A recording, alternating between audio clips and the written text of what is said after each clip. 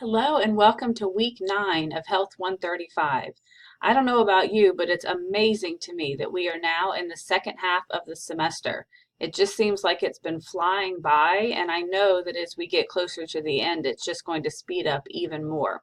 So I apologize that I was not able to do the video announcement last week, but I was not feeling the best and didn't think that the rest of you needed to be subjected to that. So I'm back for week 9.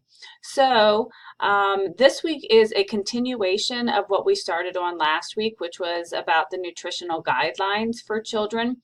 And this unit, which again, this is unit 4, is really going to provide the foundation for what we're going to get into next week, which is the menu planning. Reading through your discussion boards on Choose My Plate was amazing, and I hope that you enjoyed the website as much as I do. It's so full of great information. I hope you bookmarked it so that you can go back to it whenever you need to. But it's very obvious that everyone is really taking the information from this course and internalizing it and really trying to make sure that they know how to apply it either now or in the future. So this week, what we're going to be doing is continuing on with our discussion about nutrition.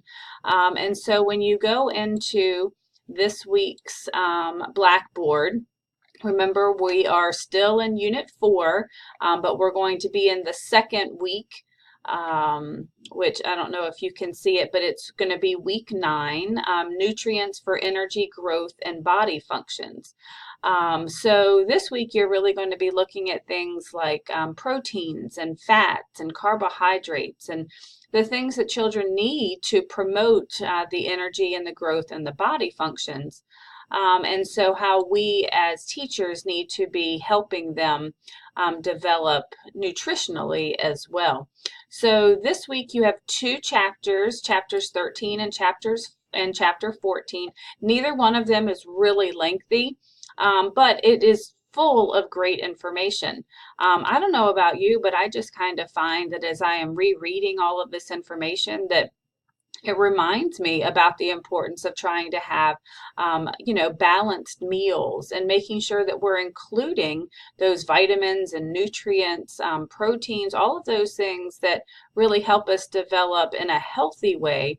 And we want children from a very young age to learn how to make sure that they also are eating more healthy than some of us may have when we were growing up. So the PowerPoints for chapters 13 and 14 are here for you. And this week you are going to do another blog. And so in your textbook, I think it's on page 353, right here, you're going to find some different activities. And so I've asked you to do the first one, and I've written it out for you right here. But I think it's important for us to take some time, especially as we're talking about what should healthy eating look like. What are the again, the proteins, the carbohydrates, the nutrients, what are the ones that are really necessary to promote healthy development?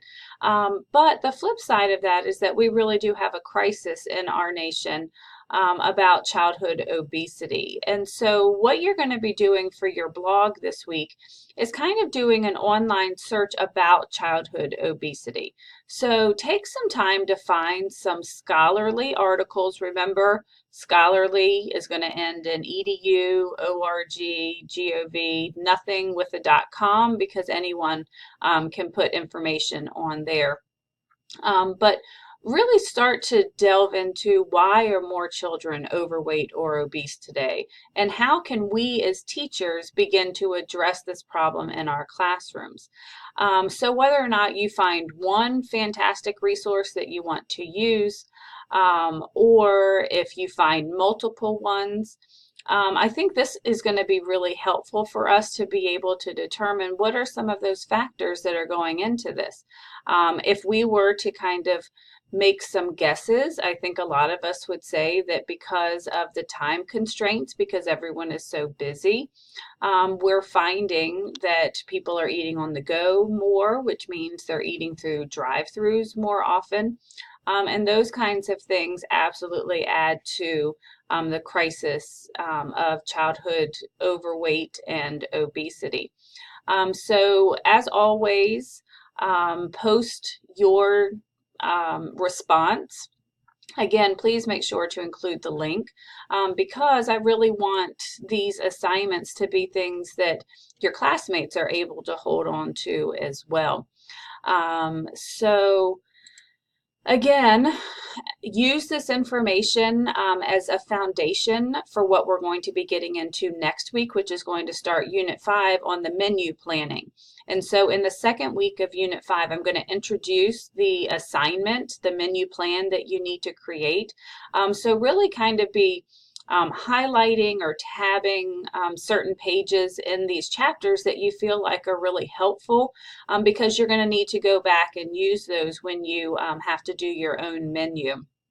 But again, this is providing that foundation so that by the time we get to that assignment, you have a true understanding of what our meals, what our snacks really should look like, and what we as teachers need to be doing to promote healthy eating and nutrition in our classrooms. So continue working on your observation. I've started to get a few in, so as soon as you're done with it, please go ahead and upload it. You do not need to wait till the due date, and I actually appreciate when students get work done a little bit early because it means that I can grade them as they come in and there isn't such a backlog. So I hope you enjoy as we finish up Unit 4 about nutrition. I look forward to reading your blogs and finding all of these great resources and really kind of getting those suggestions from the experts in the field about what we need to do in order to help children in our classroom. So as always, if you have any questions, please don't hesitate to contact me. And I look forward to reading your blogs this week. Have a fantastic week, and I'll see you in week 10.